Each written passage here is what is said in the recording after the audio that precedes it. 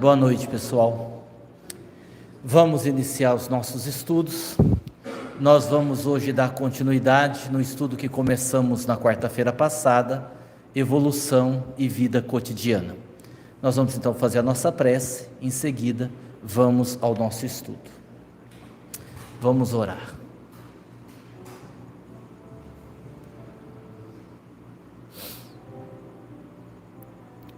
Senhor e Mestre Jesus, que a sua paz, que o seu infinito amor alcance a todos nós. Que possamos, querido amigo, nessa caminhada de aprendizado, de conhecimentos, de tentativas de evolução, fazermos o nosso melhor.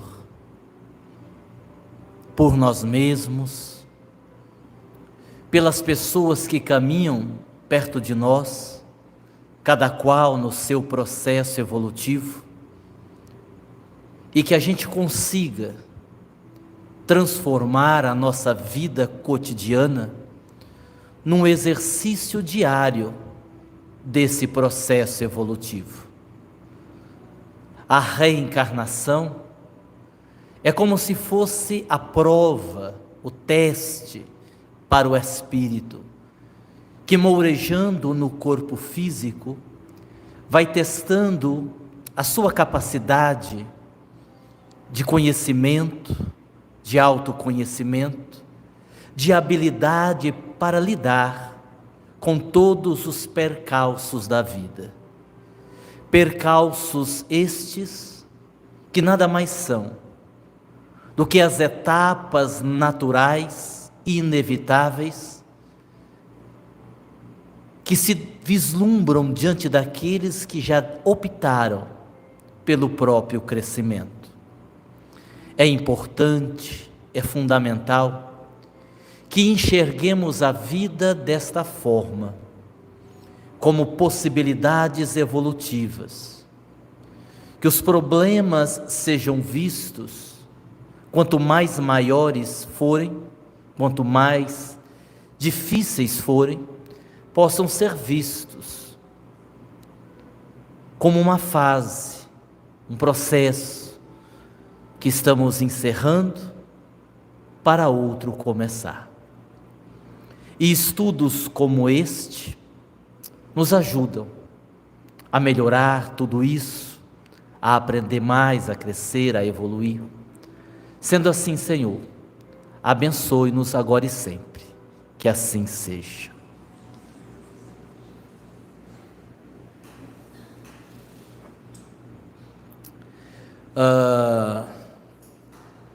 Começando com uma notícia não muito boa,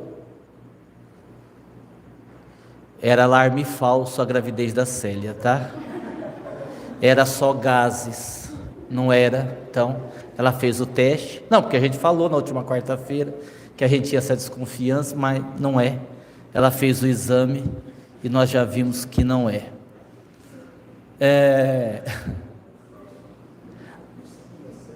Os médiuns do domingo, da quinta, da terça, estejam atentos que logo a gente inicia as sessões mediúnicas para o IMPAMED. Tem lá as escalas, já a próxima segunda-feira, né? Não é toda segunda-feira, tem as escalas, às vezes são os dois grupos, aí depois nós dividimos grupo 1 e grupo 2, e a gente vai estar fazendo alternadamente, quando for feito de segunda-feira, tá? Então a gente já começa com o trabalho. O IMPAMED é assim, é um trabalho que começa um ano antes, até a gente chegar na data. Eu já estou me exercitando para o IMPAMED. Comecei hoje, porque o tema do sábado, ele é muito complexo de ser abordado. Quem sou eu? E eu disse, eu acho que eu vou procurar ajuda para descobrir quem sou eu. Escolhi aleatoriamente uma pessoa assim. Perguntei para Cecília, é que ela estava perto na hora. Falei, é uma boa pessoa para dar uma informação sobre mim. Quem sou eu? Era assim, meu avô. Tá, e quem é seu avô? O Aguinaldo. E quem é o Aguinaldo para você? Quem me dá doce escondido da minha mãe. Não vou colocar o seu depoimento na palestra, né? Não foi muito legal. Mas vamos lá. É assim mesmo. O tempo é uma coisa fantástica, né? Eu estava atendendo ainda ontem uma cliente e ela me contava a sua primeira experiência na sessão mediúnica, quando na época ainda se faziam as sessões nas casas, nos sítios, era muito comum, há décadas atrás, e estava tendo uma sessão mediúnica na casa do tio, e ela com 5, 6 anos, mais algumas 2 coleguinhas, queriam saber o que era a sessão mediúnica, o que era esse negócio de intercâmbio com os espíritos. E antigamente tinha aqueles fogões a lenha, e embaixo tinha uma abertura, e eles estavam então fazendo a sessão na sala, e ela e as colegas entraram na cozinha, e se esconderam debaixo daquele fogão, para ouvir o que era uma sessão mediúnica. E obviamente a sessão começou naturalmente, e na época não entendiam nada, né? O doutrinador começou a falar com o espírito, e elas lá escondidas debaixo do fogão na cozinha, na parte de trás da casa. E diz que houve um momento em que o dialogador disse assim para o espírito: agora você vai ser levado. E ele disse: não vou. E o doutrinador então disse assim: não adianta você teimar, porque nós temos aqui na frente da casa vários benfeitores que estão vigiando a entrada. E o espírito então disse assim: então eu vou sair pelo fundo. E ela então saiu numa correria, sai correndo que o espírito vai nos descobrir aqui. Se ele vai sair para o fundo, ele vai passar pela cozinha. E ela me contando isso, e agora vem o que interessa, como é a questão do tempo, né? Aí eu brincava com ela sobre isso. Ela foi trabalhadora do Caminho de Damasco em 1971. Eu só nasci em 1973. Obviamente que hoje, embora esteja encarnada, ela não está mais no Caminho de Damasco. E eu brincava com ela dizendo: olha que coisa interessante, né? A senhora era uma trabalhadora do Caminho de Damasco, eu não tinha nem nascido ainda. Hoje eu sou dirigente do Caminho de Damasco, a senhora não está mais no Caminho de Damasco, e nós estamos aqui conversando, embora ela não seja frequentadora do Caminho de Damasco, passa nos tratamentos do Dr. Klaus. Então essa coisa do tempo é uma coisa fantástica, né, da gente pensar. Na última quarta-feira, pouco antes do estudo, a gente aí compartilhou com algumas pessoas, acompanhamos fazendo as nossas orações e continuamos fazendo as orações em direção ao esposo da Marta, nossa cozinheira, né, que sofreu um acidente muito grave. O estado dele ainda continua grave, hospitalizado em São José do Rio Preto. E eu me lembrei aqui deste caso para dizer assim: como que a vida, ela nos prepara a determinadas surpresas não tão agradáveis, que a gente não sabe como, quando e de que forma vai chegar até a nós. Porque você tem, no momento, uma pessoa trabalhando, cuidando do seu dever profissional, e de repente, num acidente, vira-se a vida da família, não só da pessoa, mas toda a vida da família de ponta cabeça. A apreensão financeira, a apreensão em relação à saúde, a luta pela vida, e ainda depois de tudo isso, a esperança de que não fique nenhuma sequela mais grave, comprometendo a existência da pessoa pelo resto da vida, né? O que pode acontecer. Assim como pode acontecer com qualquer um de nós, um acidente, uma doença mais grave, uma situação inesperada, que vai nos levar a estabelecer um contato com a nossa verdadeira realidade. Como estamos em termos evolutivos para lidar com aquela situação. Eu, eventualmente, gosto de perguntar às pessoas que conversam comigo: Do que é que você tem medo? O que é que você acha que poderia acontecer com você, que você não teria estrutura para lidar? O que é que você pensa sobre o futuro? Há algo que você teme? E as pessoas dão ali aquelas respostas, nós damos essas respostas, mas nunca imaginamos que aquilo realmente possa acontecer conosco. A gente cria meio que um mundo de ilusão, acreditando que fatos dessa natureza, perdas de pessoas que nós amamos, acidentes como o marido da Marta, que eu acabei de citar, e tantas outras coisas, não vai acontecer na nossa casa, e sim sempre na casa do vizinho. O problema é que acontece na nossa também, e pode ser a qualquer momento, né? E quando a gente diz isso, não é naquele sentido assim, mas ficar pensando nisso, ficar preocupado com isso. Não é para ficar pensando nisso, não é para ficar preocupado com isso. Eu estou dizendo isso para a gente assim pensar, se acaso acontecer coisas dessa natureza, como eu vou me posicionar? Como eu vou aceitar? Como eu vou entender?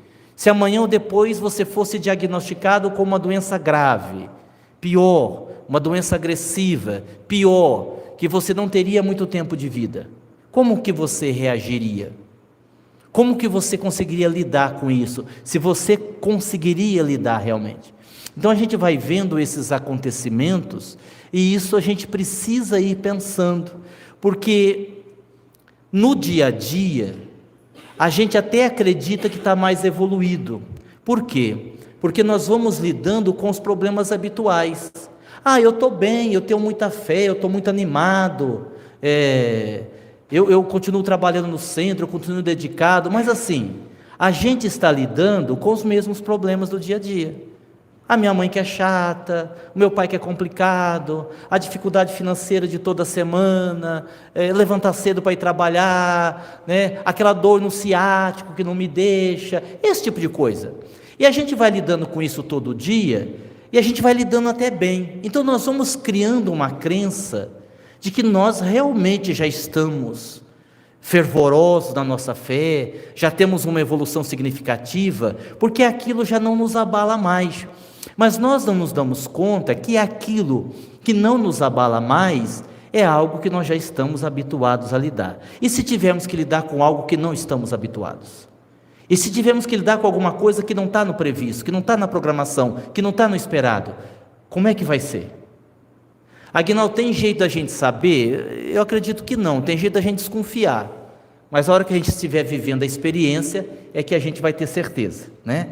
Como que vai ser.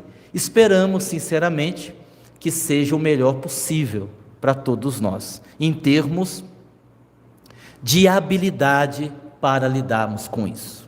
Muito bem, feita a nossa introdução, vamos aqui aos últimos itens do estudo, iniciado quarta-feira, evolução e vida cotidiana. Ontem, acho que era o José Lázaro, ele nos trouxe uma mensagem muito importante no início das atividades do Dr. Klaus, sobre a importância de estarmos em atividade, o quanto a atividade no bem vai nos sustentando na saúde, o quanto a atividade no bem são doses homeopáticas que vão nos mantendo dentro de um certo equilíbrio, querendo nos dizer que o afastamento do trabalho no bem, para espíritos comprometidos como nós, pode ser desastroso em termos de caminhada evolutiva. Muito interessante. Vamos lá então. Primeiro item de hoje. E a gente fez um resumo, né, que a gente tinha já falado, para a gente encerrar. Pela lei do universo, atraímos o que somos, não o que pensamos que somos. Que foi a brincadeira que eu fiz a Cecília. Não é o que você pensa, é o que você é. É mais ou menos assim. Aguinaldo, mas o que a gente pensa que é, a gente não é? Nem sempre. Nem sempre. É igual quando o pobre que não somos nós, evidentemente. O pobre diz assim: nossa, eu não tenho nada, nessa vida eu não tenho nada. Aí ele diz assim: nossa, me assaltaram, levaram tudo. Tudo o quê? Você não tem nada, né? Então é mais ou menos isso que a gente faz, né? A gente é pobre, não tem nada, quando assalta leva tudo. É o que nós vibramos, é a nossa energia, o que nós somos é representado pelos pensamentos predominantes, pelas emoções predominantes, pelos gestos predominantes. O fato de eu fazer o bem, no exercício do bem, não significa que eu já sou bom. Como fazer a caridade, eventualmente, não significa que eu já seja uma pessoa caridosa. Eu ter um ímpeto de desprendimento, e fazer uma doação financeira, não significa necessariamente que eu já sou uma pessoa desprendida. Então, quando a pessoa diz assim: ah, mas eu sou tão bom, por que eu não recebo coisas boas de volta? Porque você não é tão bom como você pensa. Primeiro, porque nós nos iludimos e queremos acreditar que somos aquilo que ainda não somos, e também porque há muita coisa em nossa vida que está a nível inconsciente. Se você perguntar para qualquer mulher se ela gostaria de se casar com um alcoólatra inveterado, ela vai dizer que não. Nenhuma mulher gostaria de casar com um alcoólatra e viver esse problema o resto da vida. Mas então por que casam? Por que identificam antes que há ali um problema de alcoolismo e casam? Ora, porque ali há um processo inconsciente, explicado por Freud, explicado na psicanálise, que nós também já explicamos aqui, das vezes ser aquela menina que não conseguiu salvar o seu pai do alcoolismo e que está transferindo essa necessidade para o seu atual companheiro. Não precisa ir longe, todos nós temos uma criança a ser curada. Quando nós falamos de ressignificação, esse tema vai ser abordado no IPAMED, se não me falha a memória, pela Ileana, o cuidado com a nossa criança interior. O que é a nossa criança interior? São aquelas fases que nós vivemos, que nós nos machucamos, que fomos machucados e que está ali, registrado.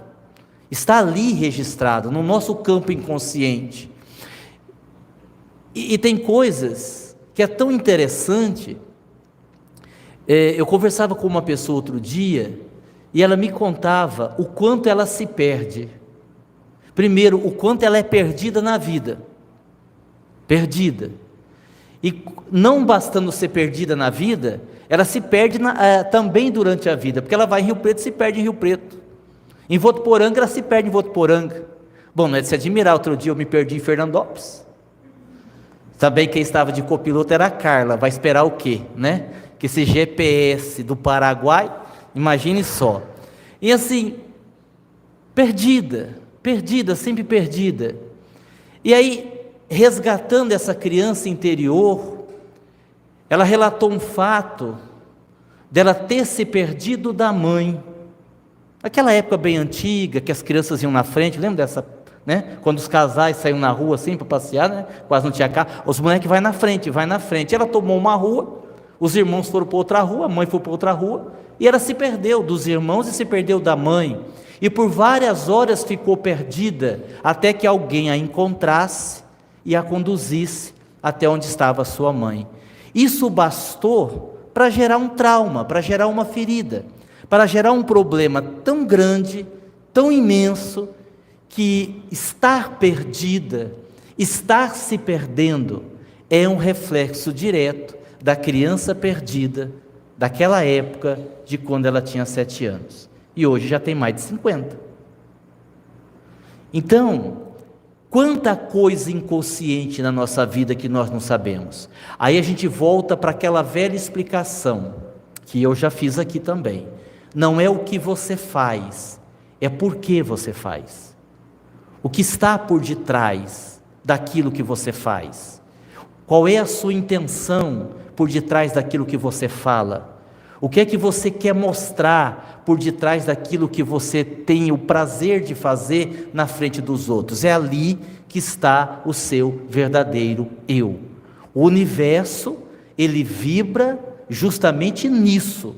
Não é o que você parece ser, é o que você é. E o que você é são os seus sentimentos, os seus pensamentos, as suas atitudes predominantes no seu dia a dia.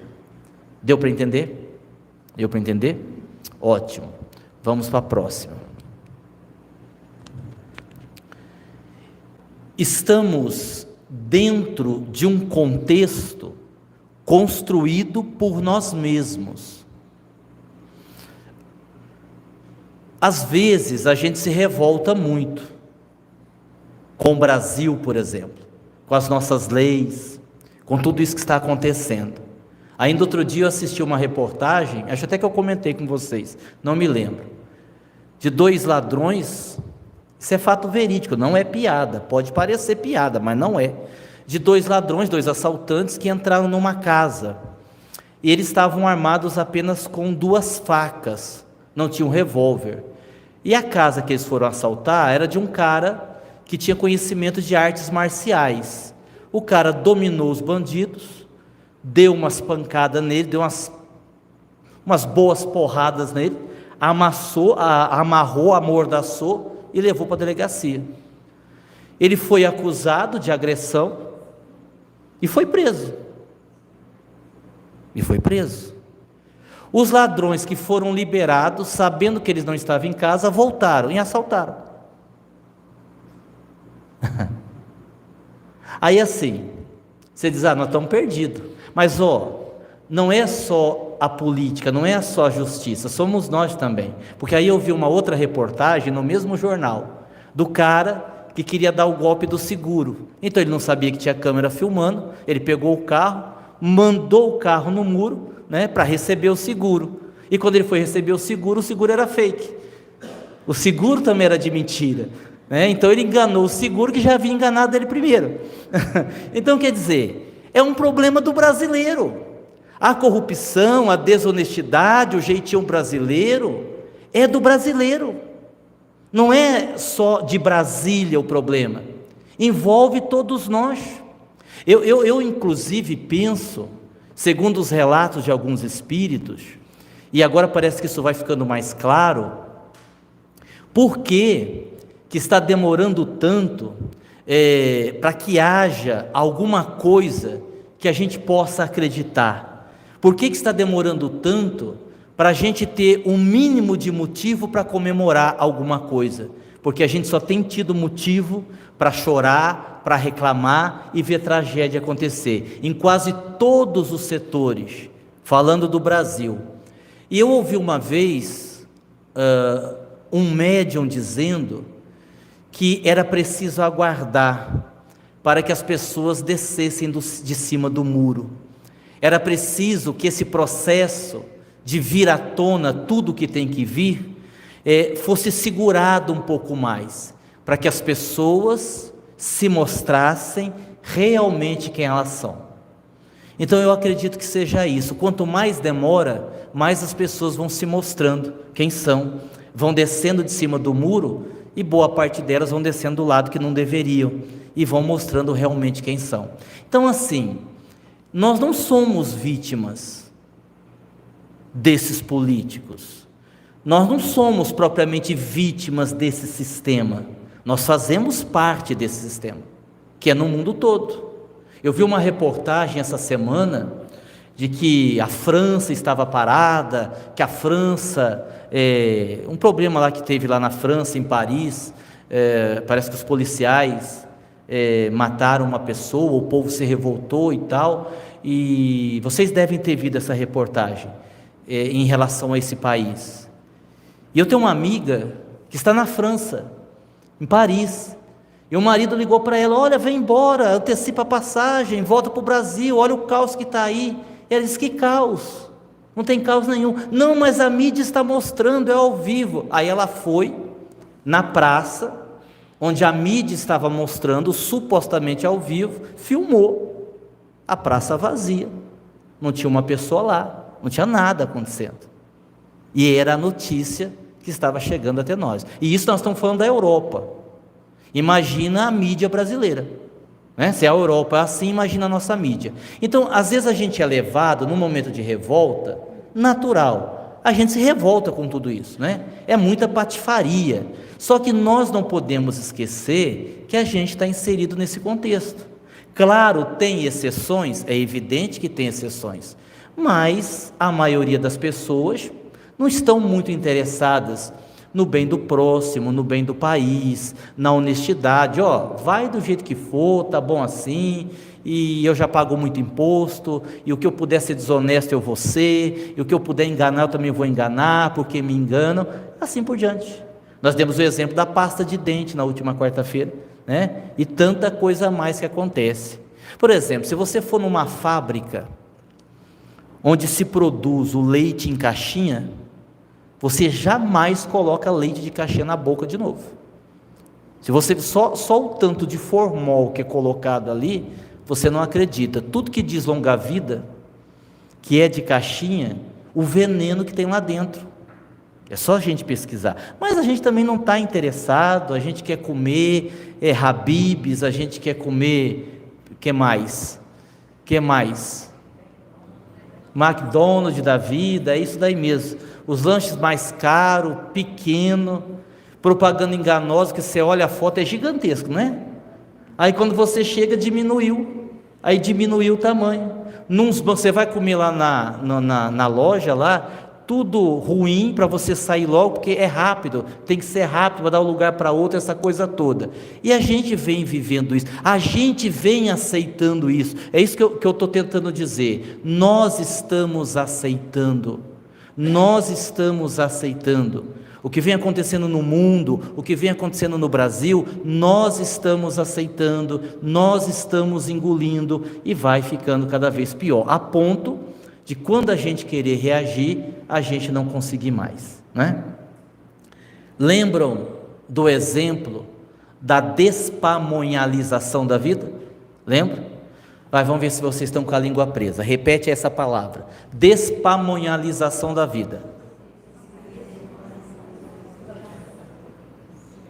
Ixi, não vi nada. Aline Ferreira, fala aí, despamonhalização. Vai, Aline, fala aí. Célia, eu vou chamar você para falar no Impamed. Fala aí, despamonhalização da vida.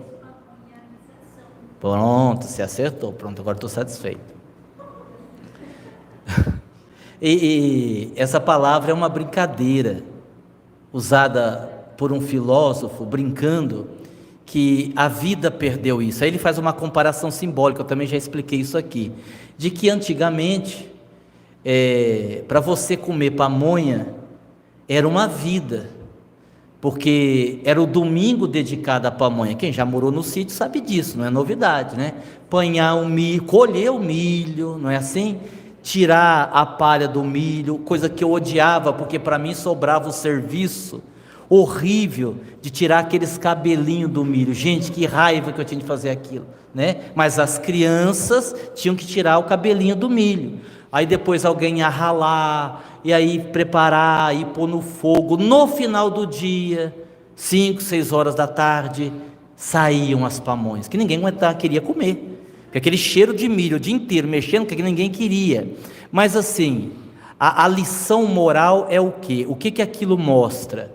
A convivência em família, os filhos participando, os vizinhos de sítio unido, depois dividir a pamonha, ensinando as crianças que tudo na vida há um processo, que é uma construção. É isso que se perdeu. Como é que a gente faz hoje? Miojo, 3 minutos, que é uma porcaria, que mata, miojo mata, é só você pesquisar, que tem ali de composição, mata, mas é rápido, vamos no miojo. E a gente está fazendo isso, com a nossa vida. Nós estamos vivendo tudo em 3 minutos, rapidinho, e está ficando tudo mal feito. E aí, vamos falar a verdade, a culpa não é só dos políticos, A culpa não é da nossa justiça, a culpa também é nossa, que vem fazendo desse jeito, tá? Então vamos entender isso. Que aliás a gente deve falar sobre esse tema na sexta-feira, não aqui, que aqui tem convidado, lá no canal. Vamos falar sobre vitimismo, né? A gente tem vocação para ser vítima, esse que é o problema. A gente tem vocação para ser vítima, a gente adora o coitadinho, É igual você pegar essa visão que as pessoas trazem de que o índio é sempre o coitadinho, é sempre o inocente. E o índio que matava o outro com flecha? E o índio que matava o outro para comer? E o índio que não tem consciência da proteção que tem que ter da floresta? Ou todo índio tem? Não, é uma ideia que tentam passar, como o bandido, que é o coitadinho, né? Que vai aos direitos humanos, que vai isso. Não, é a vítima da sociedade, é o mal, é o vitimismo. E a gente adora essa ideia, porque a gente traz isso para a gente também. É muito melhor. E aí a gente pergunta assim: e por quê? E por que nós gostamos tanto do vitimismo? Por que nós gostamos tanto do mal do coitadinho? Porque quando eu me coloco como vítima, eu me distancio do sofrimento, eu me distancio do problema, eu me distancio de ter que lidar com a situação, porque afinal de contas, eu sou vítima de alguém, do sistema, do governo, da família, dos meus pais, mas eu sou vítima, então eu fico esperando que tenham compaixão de mim, que me ajudem, sem que eu tenha que fazer o esforço que deveria ser meu. Esse é o problema, né? Então aí, uma sociedade assim não vai crescer nunca. Terceiro item, existe algo, e isso é na neurociência, chamada neuroplasticidade, ou seja, podemos remodelar nossas estruturas cerebrais através de novos estímulos. Isso quem diz é a neurociência. A neuroplasticidade significa que qualquer trauma, que qualquer situação caótica mentalmente que você tenha, você pode, através de novos estímulos, sair daquela condição. Você tem como fazer isso. Todos nós temos como fazer isso. É claro que aí, e esse talvez seja o grande problema, você precisa de uma coisa chamada investimento, que a maioria de nós não quer fazer. Foco, discernimento, entusiasmo, motivação. O que motiva você melhorar? O que motiva você ser uma pessoa melhor? O que faz você levantar todo dia cedo para trabalhar? Se for só para ganhar o dinheiro, acabou. Você precisa ter uma motivação extra. O que faz você querer ser melhor? Então o que as pessoas querem? Elas até querem a mudança, elas até querem para elas mesmas uma situação diferente, mas quando você precisa fazer este investimento, é caro demais, é difícil demais, é desafiador demais. Então nós ficamos só no querer e não levamos adiante aquilo que poderíamos conseguir. No livro Mente Sã, tem um capítulo inteiro falando sobre procrastinação e o outro falando sobre resistência, o quanto nós somos resistentes em mudar, justamente pelo preço que nós teremos que pagar. Em outras palavras, é mais cômodo ficarmos como estamos. Vocês não acham? É mais cômodo, aparentemente é mais fácil, é mais feliz. Olha só, não é assim? É desse jeito, não é? É desse jeito. Quarto item, resistência, acabei de falar, tem a ver com o apego ao que você é hoje. O apego que você tem hoje por aquilo que você é um dos grandes obstáculos para você se tornar aquilo que você quer. entendeu? Aquilo que você quer. Eu conversava com uma pessoa, não vou dizer o nome, mas eu achei muito interessante o exemplo, que a pessoa disse assim: não, eu fiquei lutando, porque eu quero o direito de trabalhar no Dr. Klaus, e eu fiquei lutando, no domingo quase caí, mas aí a hora que eu ia cair, eu lembrei: nossa, mas só falta um dia, vou lutar mais um pouco, e eu venci, né? Que são as implicações de estar no trabalho, assim, que legal isso, né? Porque a pessoa entendeu, a pessoa compreendeu, e a pessoa está lutando com aquilo, está lutando para trabalhar e fazer um trabalho melhor, está lutando para trabalhar e ser mais fiel àquilo que precisa ser feito, e isso, se não houver um esforço cotidiano, a gente acaba abrindo mão, porque vai sendo trabalhoso, vai sendo difícil, vai sendo cansativo. Você sabe uma coisa que é difícil no trabalho do Klaus? Por exemplo, o cansaço também, mas principalmente a rotina. O trabalho segue uma rotina, e a gente tem uma tendência a não querer ficar muito numa rotina de trabalho, né? A gente quer uma coisa assim, mais novidade, mais nova, mais que nos faça delirar e tudo mais. Querem ver? Olha como é gostoso. Eu conheço reuniões, principalmente em terreiro de Umbanda, que tem uma reunião, eu já participei, em Belo Horizonte, e aí fica, não estou dizendo nem que é certo nem que é errado, hein? Estou dando um exemplo. Aí fica assim, 4, 5 médiuns sentados, incorporados. Aí um incorpora um preto velho, outro incorpora um caboclo, outro incorpora um Exu. Cada médium incorpora um guia, um orientador, e as pessoas entram para receber orientação. Você vai numa cadeira, você vai na outra, você vai sentando, você vai recebendo orientação. É uma delícia. Toda semana é uma emoção diferente. Você já pensou, você toda semana poder conversar com o Espírito, saber novidades da sua vida, sobre o mundo espiritual, o que vai acontecer, se ele pode dizer alguma coisa, se vai casar, se não vai, esse tipo de coisa, né? Porque normalmente é assim as perguntas, é nesse nível. Outro dia eu fui fazer palestra num centro, eu fiquei assustado, porque eu fui inventar de perguntar, num público de 80 pessoas mais ou menos, quem acreditava que havia sexo no mundo espiritual, para erguer a mão. Ninguém ergueu. Eu digo: gente. E o que eu fiz? Comecei a falar de outra coisa. Aí eu fui falar de outra coisa, porque diante disso não dava para falar o que eu ia falar, não dava para abordar o que eu ia abordar. Então, assim, aí a gente vai encontrando isso. Próximo. Até aqui alguma dúvida? Nenhuma? Muito bem. Eu já vou avisar, para depois não dizer que eu fui sacana. Então eu já vou avisar. Eu vou chamar na minha palestra, estou aqui dizendo a vocês,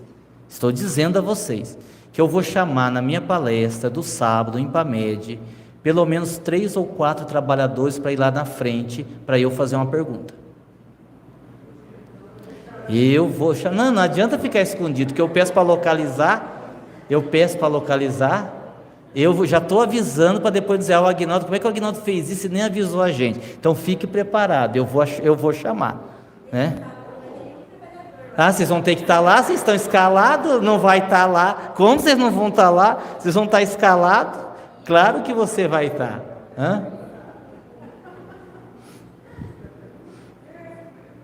Eu só não vou chamar a Carla pode ter certeza que não vai. Se eu chamo ela, vai começar a falar de tampinha, de óleo, de bazar da pichincha, vai ficar meia hora falando para parar toda a minha palestra. Então a Carla eu não vou chamar, dela não tenha dúvida, mas o resto podem esperar.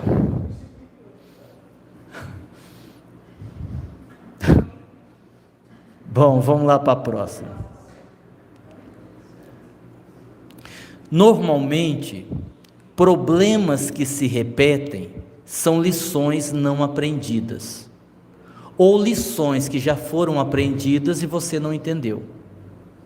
Quando um problema está repetindo-se muito na sua vida, e acontece de novo, e acontece outra vez, e passa um tempo de novo repetiu, é que você não entendeu ainda o que é que precisa ser mudado, o que é que precisa ser feito para você sair daquele ciclo vicioso. Você não aprendeu ainda a lição.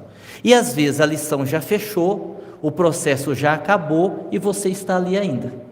É claro que não é fácil de saber. Tem casamento, falando de casamento, tem casamento que é para sempre, até que a morte os separe. Tem casamento que é só por um período. Venceu o contrato, já era para ter terminado. Não terminou por quê? Porque tem carência de ambas as partes. E as pessoas envolvidas não sabem como fazer aquilo.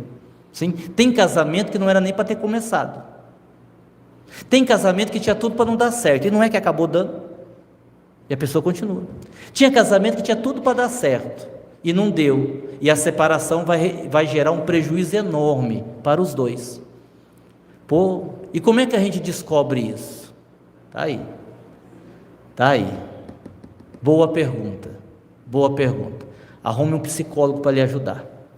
Que não é fácil. Sim. Sabe por quê?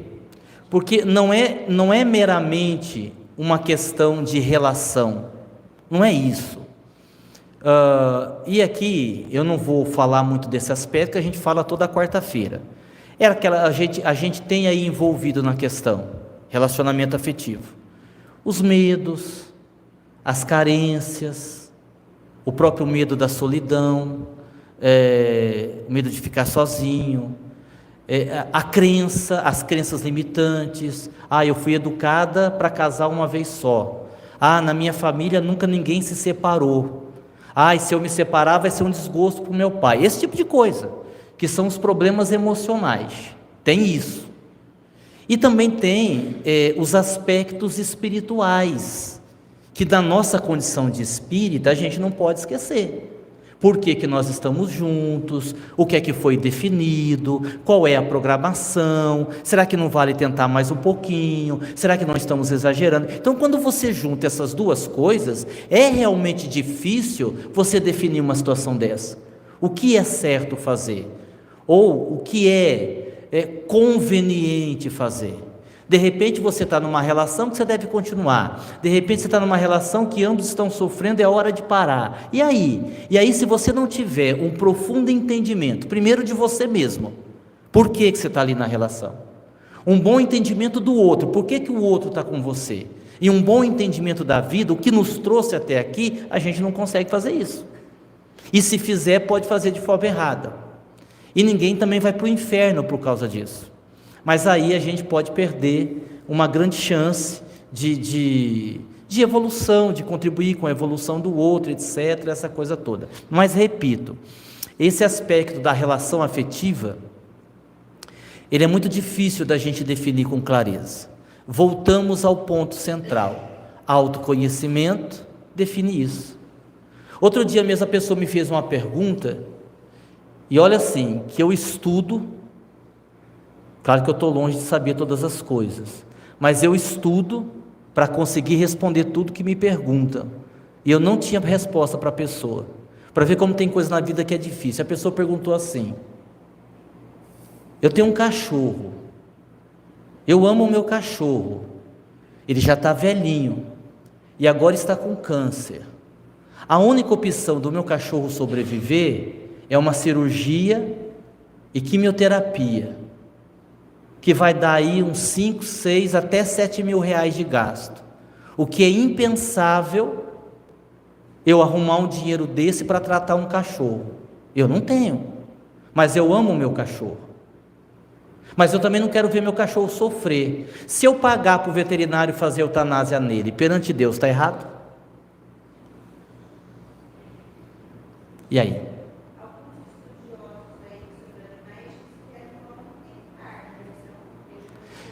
Mas eu não estou falando do karma, não está em jogo a questão do karma, a sua colocação tem a ver com o karma dos animais, essa questão está resolvida. A questão é, moralmente falando, espiritualmente falando, a minha decisão.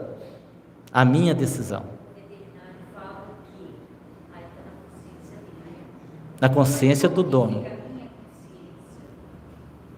Não, ô Célia, não dificulta a minha vida não, Célia. Ô Célia, vamos imaginar assim, ó. Eu entendi, eu estou brincando, eu entendi. Vamos imaginar que o veterinário é meu amigo e ele vai fazer o que eu pedi. Ele vai dizer assim, ó, o preço é esse, o valor é esse.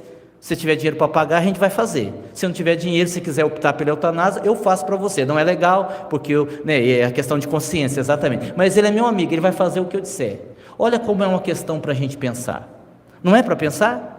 É difícil. Como tem muitas coisas na vida que é difícil. Como eu trouxe o exemplo na última quarta-feira, dizer ou não dizer para a pessoa que ela está com câncer, que foi o caso da mulher lá que disse que não era, né, em relação ao pai, mas era. E aí, até que ponto essa mentira vai ajudar, vai colaborar? Então, assim, e para a gente acertar, a gente tem que amadurecer. Vai acertar tudo? Não. Por exemplo, essa resposta, eu disse assim para a pessoa, olha, e assim, eu tomei o cuidado, porque era uma situação real, não era um exemplo fictício, ela não estava querendo matar uma curiosidade, era um exemplo real, e eu sentia assim, que ela estava perdida, o que eu dissesse ela ia fazer, e eu disse, eu não vou dizer nada não, eu não vou me comprometer com o cachorro dos outros não, se for para comprometer com o cachorro, eu me comprometo com a minha, né? A minha está doente também, está doente, levei no médico hoje, está com artrose, só eu mesmo para ter um cachorro com artrose, não basta a Carla. Agora, não, da Carla é artrite, não é quase igual. Ai, meu Deus do céu, receitou um monte de remédio para artrose, coitada da minha cachorra. Bom, então aí, eu não quis me comprometer e disse, olha, eu não vou responder a sua pergunta não, o contexto é muito complicado, eu acho que isso merece uma melhor análise, né? Para a gente entender o mecanismo. Eu sei que se eu perguntar para vocês, cada um vai ter uma opinião diferente, um vai dizer, não, olha, eu vou orar a Deus, como a Sônia falou, ele não tem karma, então ele não tem que passar por isso, eu posso diminuir a dor dele, eu vou diminuir, mas eu posso pensar assim também, não, mas eu peguei o cachorro, é minha responsabilidade, ele não tem karma, mas tem uma alma, então eu vou fazer o financiamento, eu vou pegar emprestado, eu vou levar até o fim, se não tinha pegado o cachorro, também convenhamos que é uma posição correta, não é? Então assim, a gente vai ter nas nossas vidas situações como essas, que vão surgir um grande ponto de interrogação e a gente vai ficar assim, pô, e agora, eu faço o quê? E quanto mais conhecimento, autoconhecimento, maturidade você tiver, mais chance você tem de acertar. Não quer dizer que você vai acertar, mas mais chance você tem de acertar. Você pode levantar questões que envolvem o afeto. Se eu perguntar assim, Ricardo, você tem um filho, 16 anos, você o pegou roubando, a polícia está chegando, você entregaria o seu filho para a polícia? Você diria, foi meu filho, ele roubou, pode prender. E talvez o Ricardo diga, nesse momento, sim, é o certo a fazer, é o correto, todo mundo sabe disso, mas na hora, não vai pesar a posição de pai? Meu filho vai para a cadeia, se ele apanhar lá, e se ele ficar pior? E será que eu não resolvo isso eu mesmo? E se eu disser que não é ele, e eu tentar conversar com meu filho, o que é o certo a fazer? Né? E assim, o que é o certo a fazer é uma pergunta, e tem uma outra pergunta, o que é que eu vou fazer? Porque às vezes você tem o certo a fazer, e você faz outra coisa. Olha o dilema, seria um dilema, o que fazer aqui? Entrego o meu filho, digo que foi ele, ou não vou entregar meu filho, eu vou cuidar do meu jeito, eu vou tentar proteger e colocar na cabeça dele para ele não fazer mais isso. Interessante, né? Que vocês possam voltar para casa com esse monte de pergunta na cabeça e que a gente possa conseguir a resposta disso tudo. Muito obrigado, muita paz, que Jesus nos abençoe. Até o nosso próximo encontro, nesse mesmo bate-canal, nesse mesmo bate-centro e nesse mesmo bate-horário.